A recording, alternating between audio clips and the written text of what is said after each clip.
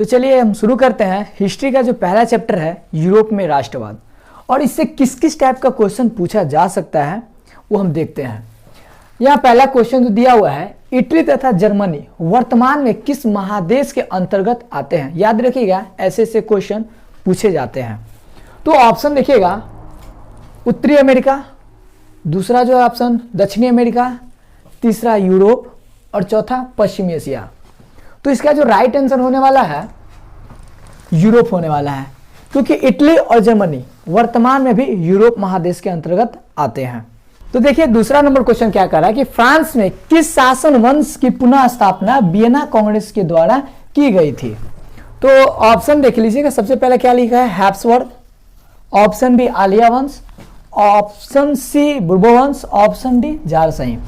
तो right answer जो होने वाला है ये बुर्बो वंश, ठीक है।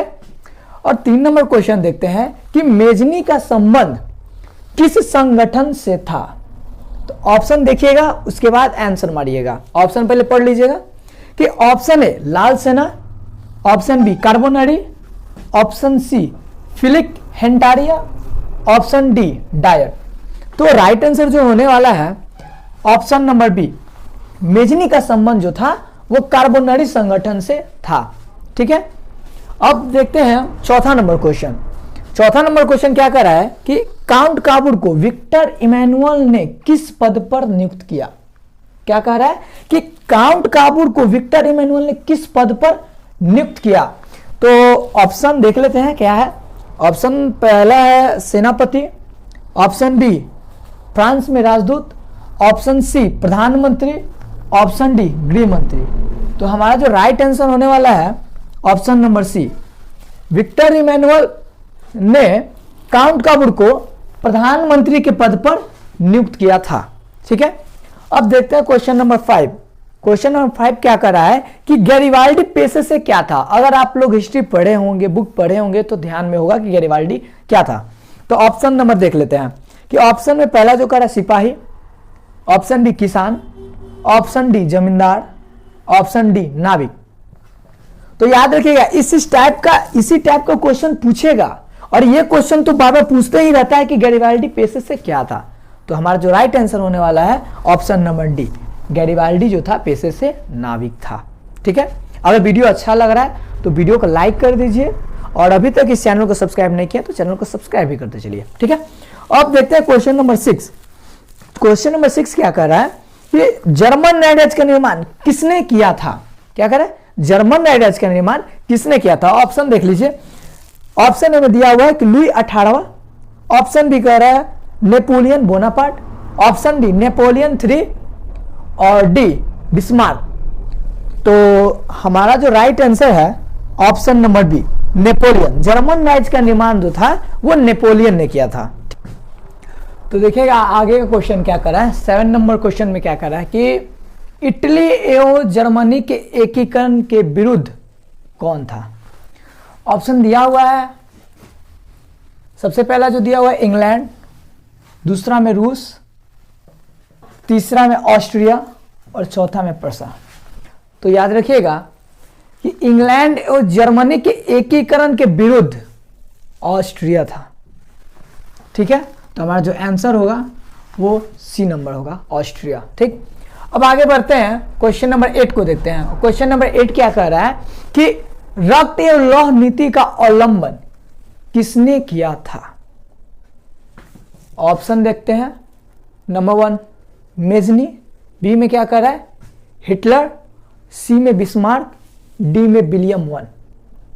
तो रक्त और लौह नीति का अवलंबन जो था वो बिस्मार्क ने किया था, ये बात आप ध्यान में रखिएगा, ठीक है। तो राइट आंसर हो गया क्या, ऑप्शन नंबर सी। अब चलते हैं क्वेश्चन नंबर 9 को देखते हैं। क्वेश्चन नंबर 9 क्या कह रहा है कि फ्रैंकफर्ट की संधि कब हुई थी। और ये क्वेश्चन बार बार पूछते रहता है, ये कह सकते हैं आप रिपीट पूछते रहता है, एक साल गैप कर करके पूछते रहता है, लेकिन ये क्वेश्चन जो है बार बार पूछते रहता है, ठीक। देखते हैं हम इसका ऑप्शन। ऑप्शन ए दिया हुआ है 1864 ईस्वी में, ऑप्शन नंबर बी 1866 ईस्वी, ऑप्शन नंबर सी जो है 1870 ईस्वी, ऑप्शन नंबर डी दिया है 1871 ईस्वी में। तो फ्रैंकफर्ट की संधि जो हुआ था वो 1871 ईस्वी में हुआ था। तो राइट आंसर हुआ ऑप्शन नंबर डी 1871 ईस्वी में। ठीक है, अब देखते हैं क्वेश्चन नंबर 10 के। क्वेश्चन नंबर 10 में क्या कह रहा है कि यूरोप वासियों के लिए किस देश का साहित्य एवं ज्ञान विज्ञान प्रेरणा स्रोत रहा। क्वेश्चन नंबर 10 क्या कहा, ध्यान दीजिएगा कि यूरोप वासियों के लिए किस देश का साहित्य एवं ज्ञान विज्ञान प्रेरणा स्रोत रहा। तो ऑप्शन देख लेते हैं। सबसे पहले दिया हुआ है जर्मनी, और दूसरा में दिया हुआ है यूनान, तीसरा में तुर्की, और चौथा में दिया हुआ है इंग्लैंड दिया हुआ है। तो ऑप्शन नंबर बी हमारा राइट आंसर होगा। यूनान जो था साहित्य और ज्ञान विज्ञान के लिए यूरोप वासियों को प्रेरणा स्रोत रहा। ठीक है, क्वेश्चन नंबर 11 देखते हैं कि क्या कह रहा है। क्वेश्चन नंबर 11 में कह रहा है कि चार्टिस्ट आंदोलन कहां हुआ था। ठीक, तो ऑप्शन ए में क्या दिया हुआ है France, option B Austria, option C Hungary, option D England.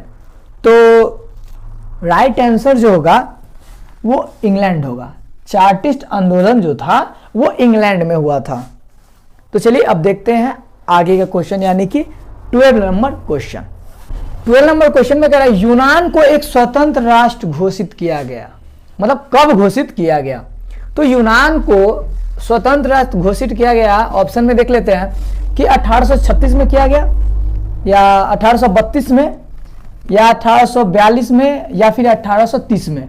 तो यूनान को 1832 ईस्वी में एक स्वतंत्र राष्ट्र घोषित किया गया। ठीक है, अब देखिए हमारा 13 नंबर क्वेश्चन क्या कर रहा है कि एड्रियानोपल की संधि कब हुई थी। ऑप्शन ए में 1829 ईस्वी में, ऑप्शन बी 1830 ईस्वी, ऑप्शन सी 1831 ईस्वी, और ऑप्शन डी 1931 ईस्वी। ठीक, तो हमारा जो राइट आंसर होगा इसका एड्रियानोपल की संधि जो हुआ था वो 1829 ईस्वी में हुआ था। 14 नंबर क्वेश्चन देखिएगा क्या कर रहा है। 14 नंबर क्वेश्चन में कह रहा है कि एड्रियानोपल की संधि किन दो देशों के बीच में हुई थी। पहला क्वेश्चन क्या पूछा था, एड्रियानोपल की संधि कब हुई थी, और इसमें क्या कह रहा है कि एड्रियानोपल की संधि किन दो देशों के बीच में हुई थी।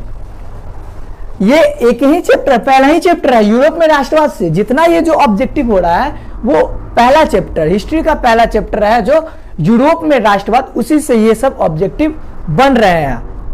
ठीक, तो देखते हैं एड्रियानोपल की संधि किन दो देशों के बीच में हुई थी। तो ऑप्शन में दिया हुआ है कि तुर्की और यूनान, ऑप्शन बी रूस और तुर्की, ऑप्शन डी हंगरी और पोलैंड, ऑप्शन डी तुर्की और हंगरी। तो राइट आंसर इसका होगा रूस और तुर्की।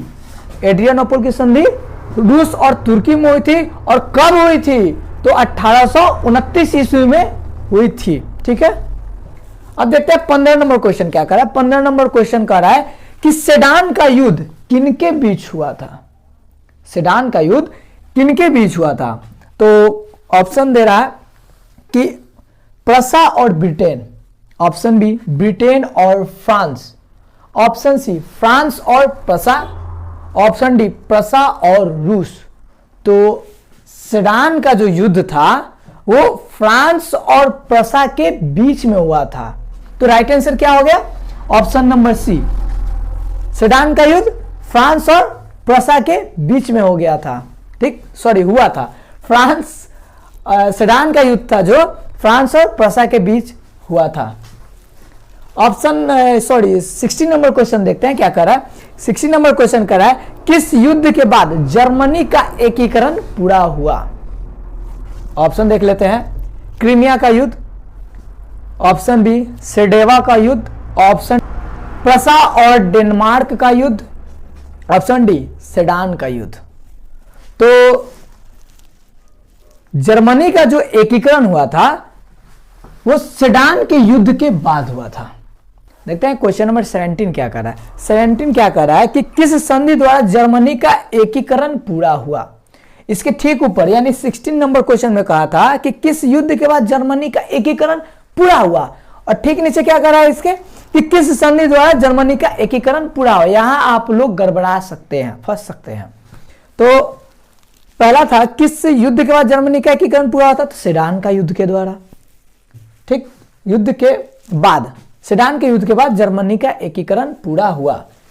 और 17 नंबर क्वेश्चन किस संधि द्वारा जर्मनी का एकीकरण पूरा हुआ, तो डेनमार्क की संधि, ऑप्शन नंबर बी गैस्टिन की संधि, और ऑप्शन नंबर सी प्राग की संधि, ऑप्शन नंबर डी फ्रैंकफर्ट की संधि द्वारा।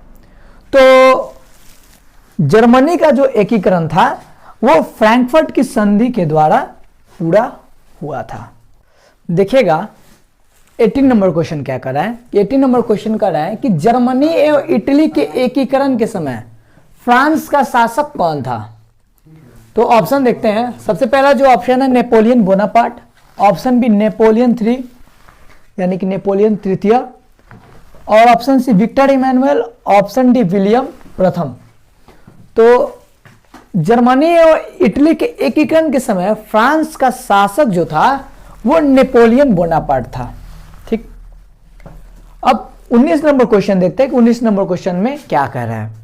19 नंबर क्वेश्चन कह रहा है कि राष्ट्रवाद की अवधारणा का जन्म किस घटना से माना जाता है। यह क्वेश्चन भी बार बार पूछते रहता है। तो देखिए इसका ऑप्शन क्या दिया हुआ है कि सबसे पहला जो ऑप्शन है वो पुनः जागरण, ऑप्शन बी धर्म सुधार आंदोलन, और ऑप्शन सी जो कह रहा है कि गौरवपूर्ण क्रांति, ऑप्शन डी फ्रांस की क्रांति। तो राष्ट्रवाद की अवधारणा का जन्म पुनः जागरण घटना से माना जाता है। ठीक, 20 नंबर क्वेश्चन और चैप्टर नंबर 1 यूरोप में राष्ट्रवाद का आखिरी क्वेश्चन क्या कह रहा है कि किसने कहा था जब फ्रांस छिकता है तो बाकी यूरोप को सर्दी जुकाम हो जाता है। ठीक है, तो ऑप्शन ए में कहा है मेटरनिक ने, ऑप्शन बी बिस्मार्क ने, ऑप्शन सी लुई 14वां और ऑप्शन डी मेजिनी ने। तो इतनी बड़ी गंभीर बात है तो भाई गंभीर आदमी कहा हुआ कि जब फ्रांस छिकता है तो बाकी यूरोप को भी सर्दी जुकाम हो जाती है। तो सर्दी जुकाम लाने वाले महाशय ये थे लुई 14वां। लुई 14वां ने ही कहा था कि जब फ्रांस छिकता है तो बाकी यूरोप को भी सर्दी जुकाम हो जाती है। आई होप आपको ये वीडियो बहुत अच्छा लगा होगा। अगर वीडियो अच्छा लगा है तो चैनल को सब्सक्राइब कर दिएगा और वीडियो को लाइक भी करते चलिएगा।